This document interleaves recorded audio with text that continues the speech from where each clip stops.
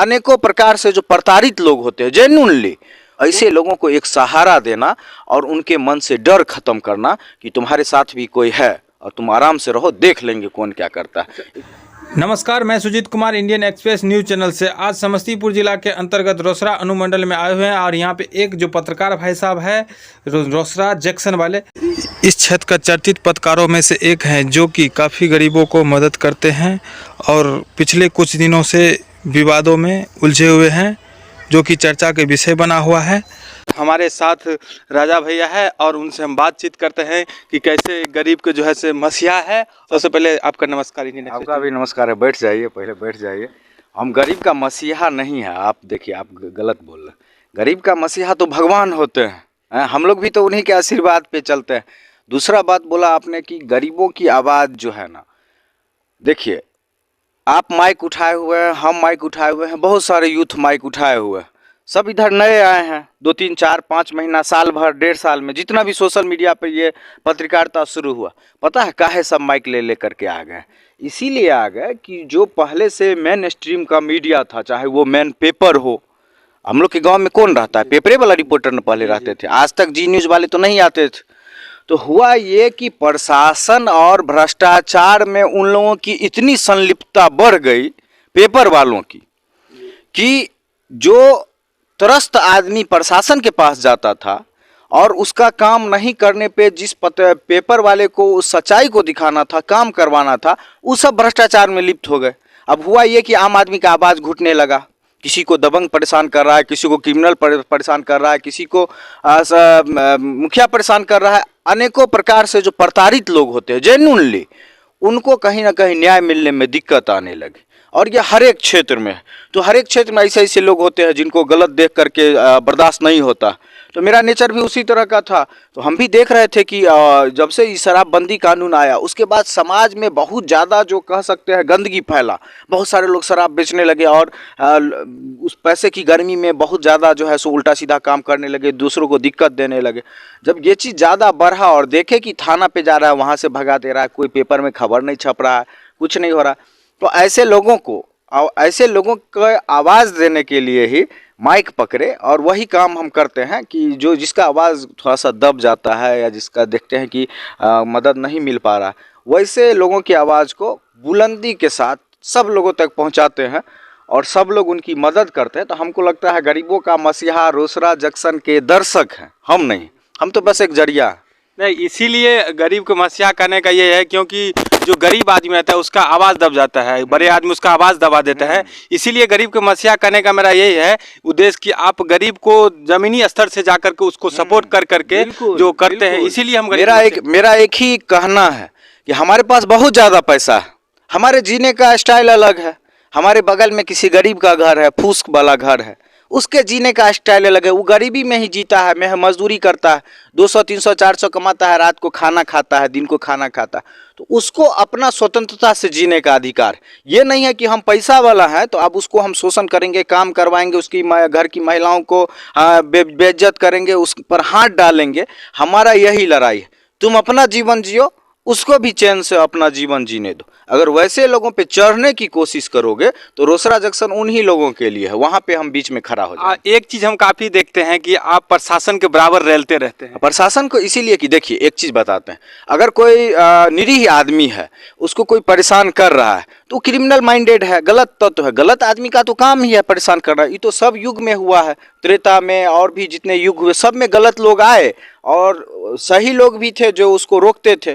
तो अभी जो है प्रशासन कौन है, प्रशासन क्यों है? वैसे लोगों को रोकने के लिए है ना। जी।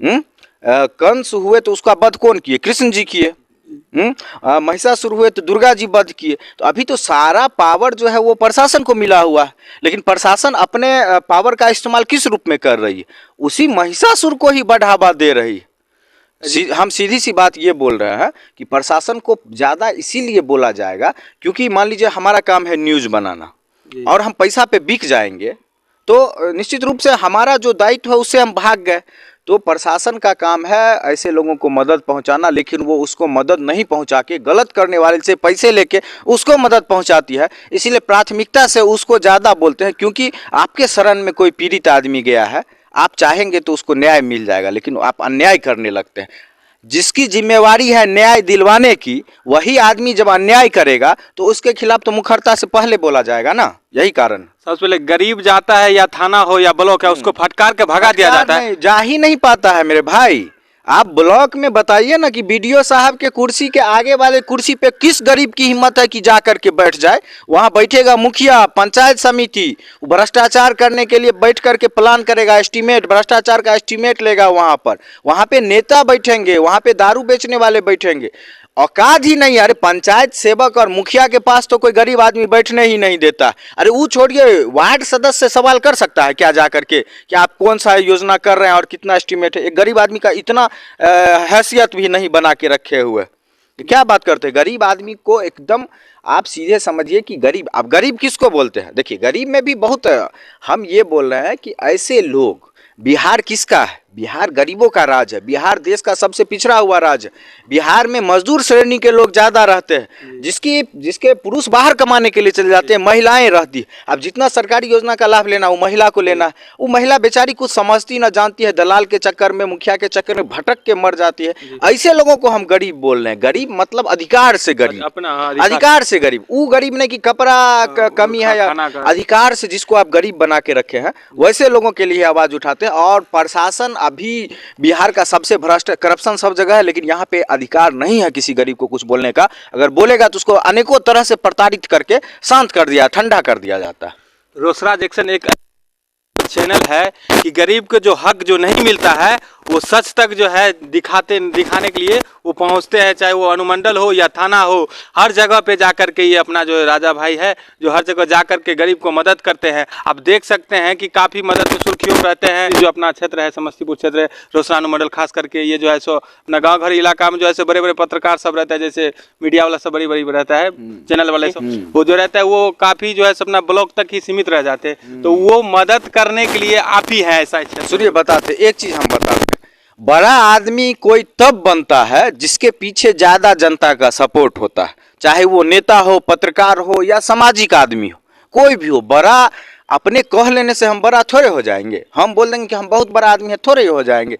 बड़ा आप नहीं बोलिएगा कि हम बड़े हैं, बड़ा आपको पब्लिक बनाएगा। तो एक्चुअली में स्थिति यह है कि जितना पेपर वाला है विधायक के साथ, डीएसपी के साथ, बीडीओ के साथ, थाना प्रभारी के साथ बैठ उठ के और इस तरह से दिखाता है कि अब हम बहुत बड़े आदमी हो गए, हम दरोगा के साथ बैठने लगे। अरे बेवकूफ़, तुम्हारा जो काम है सही चीज़ लिखना, उसको तो तुम लिख नहीं रहे हो। बड़ा तो तुम उसमें ना बनोगे, ज़्यादा से ज़्यादा लोगों का मदद करके तुम बड़ा बनोगे, वो नहीं करके अब फोटो खिंचवा लिए, वीडियो के साथ बैठ गए, सबके साथ बैठ गए। मतलब एज ए पत्रकार साहब स्थापित हो जाते हैं और समाज में शोषण दोहन होता है, वैसे लोगों का वो दलाल बन जाते हैं। पत्रकार जो है ना दलाल बन गया है। बहुत सारे लोग अच्छे से भी काम करते हैं लेकिन उनकी संख्या नगण्य है, जिस वजह से हमको आपको इस क्षेत्र में आना पड़ा। अगर ये सारा चीज़ नहीं होता, अब लोग कहेंगे कि व्यू के लिए इसमें पैसा कमाई होता है। अरे भैया, एक से एक कैटेगरी है, एगो न्यूज एंड मीडिया ही नहीं है, इंटरटेनमेंट है, क्रिकेट पे बोल सकते हैं, जगह दिखा सकते हैं। कमी है भैया व्यू का, तो बारिश कॉमेडी जोनर में बना सकते हैं। ऐसा थोड़े कि हंसने हंसाने नहीं आता है, सब चीज़ आता है। जान जोखिम में ले करके जितना लोग हमारे वजह से, आपके वजह से गलत आदमी जेल जाता है, फंसता है, वो सब तो दुश्मन मान लेता है। इस तरह से हम खबर बनाते हैं कि जो पीड़ित परिवार का होता है उसका आधा दुश्मनी तो हमसे ले लेता है न्यूज़ के बाद। इतना रिस्क लेकर के व्यू के लिए नहीं काम करते हैं, इसीलिए काम करते हैं कि जनून में जो पीड़ित आदमी है और जो प्रशासन और पत्रकार के मिली भगत से जो एक गुलामी वाला माहौल बना हुआ है, अपराधियों की मिली भगत से, ऐसे लोगों को एक सहारा देना और उनके मन से डर खत्म करना कि तुम्हारे साथ भी कोई है और तुम आराम से रहो, देख लेंगे कौन क्या करता है। इसीलिए अच्छा, ये मेरा एक सवाल है सर कि मीडिया में ही आने का आपका क्या उद्देश्य था? उद्देश्य यही था कि बचपन से हम हॉस्टल में, मेरा ज़्यादा पढ़ाई लिखाई हुआ।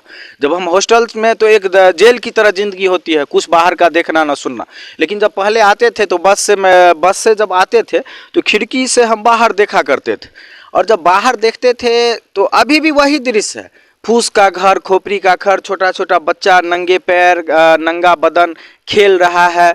और हम ये सब चीज़ देखते थे तो हमको अंदर से काफ़ी तकलीफ होता था कि ये सब भी इंसान ही है और किस तरह से जानवर के जैसा जी रहा है। जैसे जानवर का बच्चा देखते हैं रोड पे इधर उधर भटकता रहता है, वैसे इंसान का बच्चा रहने के लिए सही घर नहीं है, चौकी नहीं है, एक ही रूम में भेड़ बकरी की तरह रहते हैं। आखिर इस तरह से मतलब ये सब चीज़ देख के हमको अंदर से काफ़ी विचलन पैदा होता। हमको शुरू बचपन से ही मन करता था कि हम जब बड़े होंगे ना तो इन सब लोगों के लिए कुछ करेंगे। अब क्या करेंगे वो हमको उस समय नहीं पता था। कैसे मतलब इन लोगों को पैर में चप्पल आ जाए, कपड़ा आ जाए, सारा चीज़ मेरे मन में विचलन होता था। दूसरा नंबर चीज़ बताते हैं कि हमें एक नेचर है कि कुछ हम गलत होते देखेंगे ना, गलत तो हमको अंदर से बेचैनी होने लगता है। ये मेरा नेचुरल है, मतलब गलत देखना नहीं चाहते। चाहे कोई हो, चाहे हमारे घर के ही लोग क्यों ना हो, गलत अगर कोई कर रहा है किसी आदमी के साथ या किसी चीज़ में अगर गलत हो रहा है, यहाँ तक कि यहाँ तक हमको बेचैनी होता है कि जैसे बकरी को काटते हैं ना, मुर्गा को काटते हैं, तो वो सब देख के भी हमको लगता है कि उसको निरीह को काहे काट रहा है, निरीह हो रहा है। वहाँ भी हमको काटने वाले पे गुस्सा आता है। तो मेरा ये बाय नेचुरल है। और उसके बाद शराबबंदी के बाद जो समाज में जो विसंगति बढ़ा ना, उसके बाद बर्दाश्त के बाहर हो गया। तब हम एकदम पागल के जैसा करने लगे। और उसके बाद हम माइक मंगाए खरीद करके, उसके बाद हम उसी अधिकारी के पीछे पड़े जो पैसा ले लेकर के पूरा प्रखंड में, थाना क्षेत्र में दारू बेचवाता था, हम उसके पीछे पड़े। और नतीजा ये हुआ कि यहाँ से भागा हसनपुर, हसनपुर से भागा मुसरी गाड़ी पंकज कुमार, समझ गए। और आज भी हम वही चीज़ करते हैं कि एक पुलिस अधिकारी चाह ले थाना प्रभारी, तो थाना क्षेत्र में एक सुई तक का चोरी नहीं होगा, लेकिन वो अपने जिम्मेवारी के उलट अवैध काम करवाते हैं। तो हम किसको पहले जो दारू बेचता है उसको थोड़े हम पहले बोलेंगे। अरे जो बेचवाता है, जिसको रोकना है उसको ना बोलेंगे। उसको जाके बोले तुम काहे बेचता है, ये तो न्याय संगत बात नहीं होगी ना। जो बेचवा रहा है, जो संरक्षण दे रहा है, अब एगो को हम बोलेंगे यहाँ तो 4000 है बेचने वाला। तो इसी सब से हमको बेचैनी हुआ और वहीं से शुरू हुआ, दारू वाला से ही शुरू हुआ। बहुत सारा स्टोरी है प्रताड़ित करने का लोगों का, मेरे साथ खुद, तो यहीं से शुरू हुआ। और आगे बहुत सारा समस्या, जहाँ से भी लोग फ़ोन करते हैं, देखते हैं कि जनून में जहाँ पे अब देखिए अब बहुत जगह होता है कि 2 दबंग है, अपने में लड़ गया, उसका कपार फोड़ दिया, उसका एक पार्टी फ़ोन करेगा सर हमको कपार फोड़ दिया, मार दिया। तो वैसे में हम नहीं अड़ जाते हैं। तुम मर जाओ। क्रिमिनल विधान में होता है, सो क्रिमिनल को मारता है। जी। तो मरो तुम, हमको कोई फर्क नहीं पड़ा, हमको नई न्यूज बनाना। लेकिन किसी निर्दोष पर गोली चला दोगे, टांग हाथ तोड़ दोगे, फिर हम वहां पर तो पहुंच जाएंगे भाई, चाहे कोना में। अच्छा, एक सवाल सर रहेगा, जैसे शराब माफिया के न्यूज बनाते हैं तो डरते भी लगता होगा ऐसा। देखिए एक चीज बता देते हैं, आप अगर कोई सही काम कीजिएगा सही नियत से, तो ईश्वर आपको आत्मबल दे देंगे। डर ऐसा कोई भी इंसान नहीं है जिसको नहीं लगता। डर तो सब चीज से लगता है। शराब माफिया के साथ जो प्रशासन मिली भगत रहता है। अरे हमारे, अब तो आप छोड़ दीजिए, हमारे इलाके का नहीं, 4-5 जिला का जो सबसे बड़ा शराब माफिया है वो हमारे ही पड़ोस में है, हसनपुर थाना क्षेत्र में। हम तो उसके खिलाफ भी बनाए, और ऐसा बनाए कि छटपट्टी छूट गया।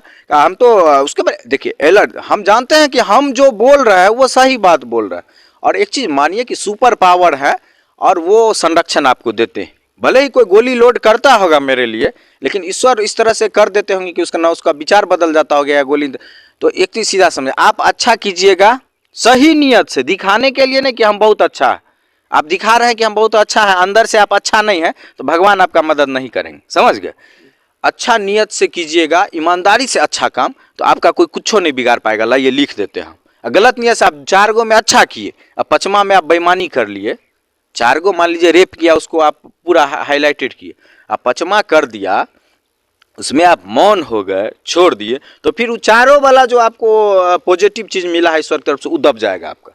इसलिए हमेशा ईमानदार बने रहिए, सही कीजिए। गलती इंसान से होता है, अगर आपसे भी कुछ गलती हुआ है तो उसका प्रायश्चित कीजिए, बात खत्म है, कुछ नहीं होगा, आपको कोई कुछ नहीं बिगाड़ पाएगा। हम जन्म जैसे लेता है इंसान ईश्वर की मर्जी से, उसी तरह से इंसान कैसे मरेगा, यहाँ कैसे जीवन जीना है, ये आपकी मर्जी है। लेकिन आप किस परिवार में, किसके कोख से, किस गांव में, किस राज्य में, किस देश में जन्म लीजिएगा, आपका कंट्रोल नहीं है। उसी तरह से आप कैसे मरिएगा, इस पे ना मारने वाले का कंट्रोल है ना आपका कंट्रोल है। जब ईश्वर चाहेंगे आप उठ जाइएगा। ईश्वर पे भरोसा रखिए, सही काम कीजिए, आपको कोई कुछ नहीं कर पाएगा। अच्छा, एक वीडियो जो आपको काफी एडीएम साहब वाला है, उस पे आप जो काफी वीडियो वायरल है, उस पे क्या करना चाहते हैं? हाँ, एडीएम साहब वाला है जिसमें केस हुआ है मेरे ऊपर। हम इतना ही कहना चाहते हैं एडीएम साहब कि चलिए मान लिए कि आप जो केस किए हम पूरे को सही ठहरा देते हैं, लेकिन एडीएम साहब ये बताइए कि एडीएम साहब आप अपने समाहरणालय ऑफिस से बाहर निकलते हैं, वहाँ से ही आप गड़बड़ी को देखना शुरू कीजिए ना, रोड को, नाला को। और थोड़ा जब अंदर गांव में जाइए, डीलर को, वार्ड मेंबर को, मुखिया को, पंचायत सेवक को, बीडीओ को, सीओ को, आपको ये सब नहीं नजर आता है। साला सब जगह लूट मचा हुआ है, थाना को सब जगह लूट मचा हुआ है, एक एक जगह पे भ्रष्टाचार हो रहा है। लेकिन वो एडीएम साहब में इतना दम नहीं है, एडीएम साहब में, कि किसी एक वार्ड मेंबर जो नल जल में घोटाला किया, कोई डीलर जो राशन चोरी करता है, उसके ऊपर केस दर्ज कर सके। एडीएम साहब जो आए थे कि जल नल के जो हाँ, बताते हैं, उसमें दम नहीं है एडीएम साहब का।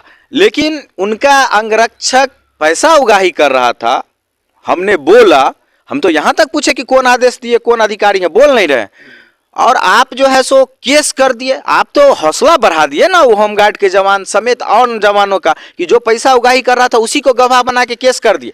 ये तो भैया अफसरशाही और तानाशाही है, ये तो दबाने का प्रयास है कि जिस तरह से तुम लोग गुलाम बन के रहे हो दशकों से बीते दशकों से, ऐसे ही बने रहो। उछलने का प्रयास मत करो, आवाज उठाने का प्रयास मत करो। हम लोग राजा है, शहंशाह है, यहाँ जो अफसरशाही है आपको चलने नहीं देंगे। ये मैसेज देने की कोशिश की गई है, लेकिन जनता से बढ़ कर के कोई नहीं है। और एडीएम साहब को औकात अपना पता चल गया होगा कि कितना लोग इज्जत करते हैं। थोड़ा सा कमेंट सेक्शन में जाके पढ़ें, और बाद बाकी जो उनका आरोप है वो भी हम बता देते हैं। वो हम पे किए हैं कि सरकारी काम में बाधा, खनिज विभाग का कार्रवाई था। एडीएम साहब नल जल योजना की जांच कर रहे थे। आप एडीएम साहब ही हैं जो खनिज विभाग के प्रभार में, हम नहीं जानते हैं कौन है। हम तो इतना समझे थे कि जिला से टीम आया है नल जल का जांच करने के लिए।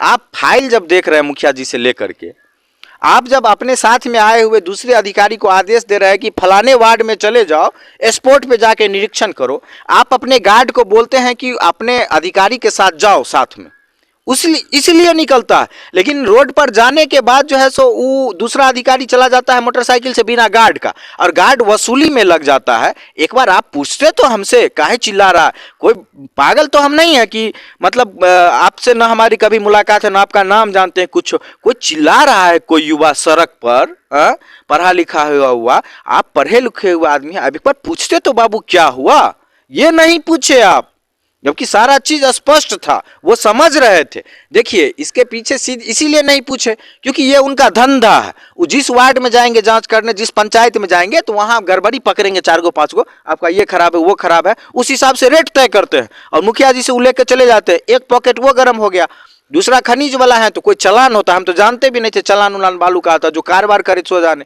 हम तो इसीलिए बोले कि वो पैसा ले रहा था और एक पत्रकार वीडियो बनाने की कोशिश किया तो होमगार्ड का जवान उसको गाली दिया, और गाली दिया तो भैया जब आप सही काम कर रहे हैं तो वीडियो बनवाने में क्या दिक्कत थी, तो आम आदमी का अधिकार है, कोई भी वीडियो बना सकता है। तो गाली दिया तो उस पर रिएक्ट किए, तो उधर नलजल वाला मुखिया जी से टालना था एडीएम साहब को, इधर गार्ड को सिखाया हुआ रहता है कि इधर जाओ फ्री हो, अपना उधर से उगाही करके लाओ, इधर मजबूत करना था। ये पैसा लेकर के एडीएम साहब अपना जमीन खरीदेंगे, प्रॉपर्टी बनाएंगे, फ्लैट लेंगे, अपार्टमेंट लेंगे, करोड़ों की प्रॉपर्टी। आप देखते होंगे कि विजिलेंस वाले में कितने बड़े बड़े अधिकारी के घर से करोड़ों अरबों बरामद होता है, सबके पास है, कोई कोई पकड़ाता है। तो इनको भी शौक होगा कि अब बड़े पद पे आ ही गए हैं, अब पूरा वसूली करते हैं, पूरा ये एकदम स्ट्रांग कर लेते हैं जैसे दूसरे अधिकारी। यही मनसा है और हमेशा से करते आए हैं, जब से आए हैं तब से करते होंगे। तो मन बढ़ा हुआ था, बीच में हमारे जैसा कोई लड़का कुछ बोल दिया तो कैसे बर्दाश्त करते, और हमको अगर छोड़ देते तो दूसरे जगह भी लोग बर्दाश्त बोलने लगता। तो इसीलिए 117 का धारा लगा करके केस कर दिए ताकि दूसरा जगह जब ये वसूली करने जाए, क्योंकि काम तो यही करना है, तो कोई बोले नहीं, इसीलिए ये सब किए हैं। तो हमको कोर्ट पे इसमें जाएंगे और न्यायपालिका में हमको न्याय मिलेगा, उनके सारे आरोप को हम गलत साबित करेंगे, और जो भी हमारी क्षमता है उस क्षमता के अनुरूप जो गलत काम वो करते हैं उसको एक्सपोज भी करेंगे हम।